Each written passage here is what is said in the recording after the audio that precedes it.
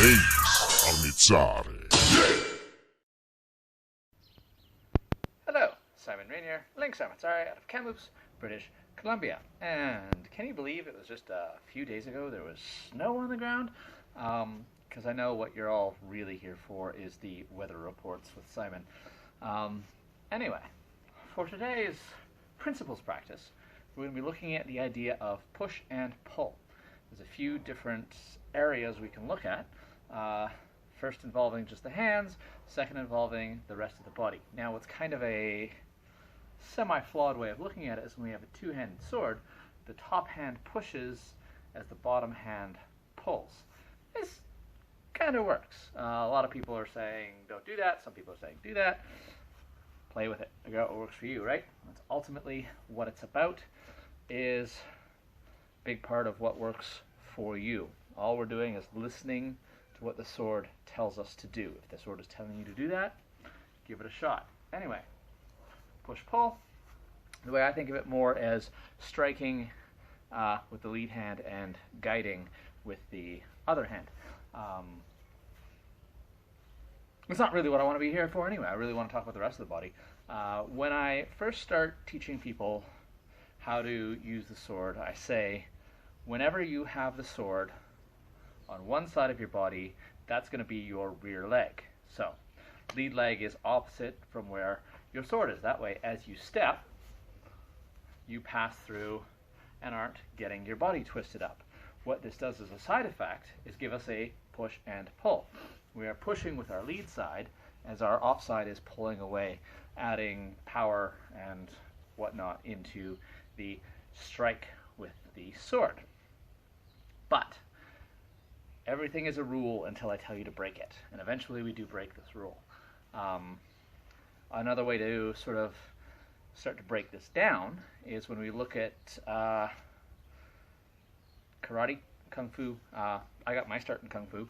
And a lot of what we did in kung fu was we'd stand at a horse stance and we'd strike. As we'd strike, we'd pull back with one hand as we're pushing back with the other. And what that does is help engage the hips. And that's really what we're looking at. We can do that strike where we're pushing and pulling by engaging our entire body, or we can do it with just the hips.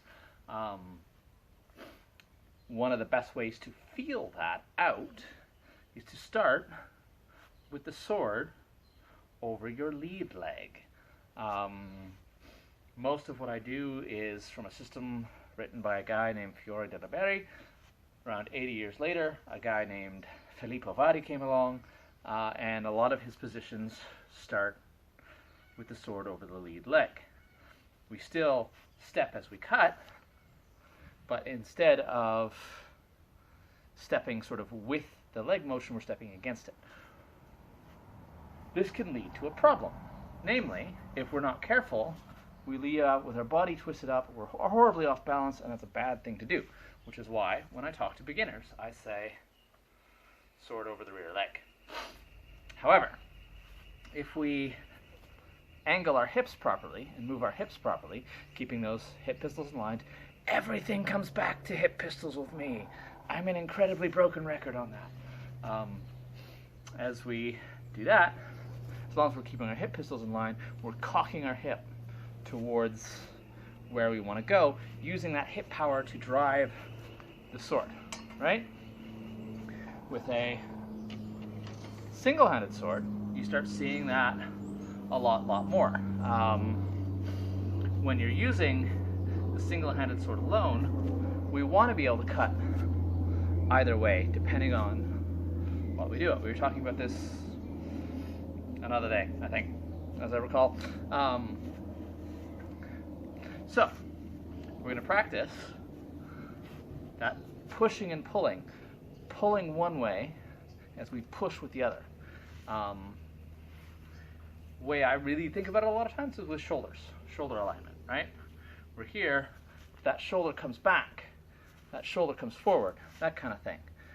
If we want to get kind of fancy with it, we pick up two swords. Anything longer than these, I don't really want to use two swords with because they can get tangled a lot more, but these are a good length for how we do this. So, start with the swords on one side, strike out,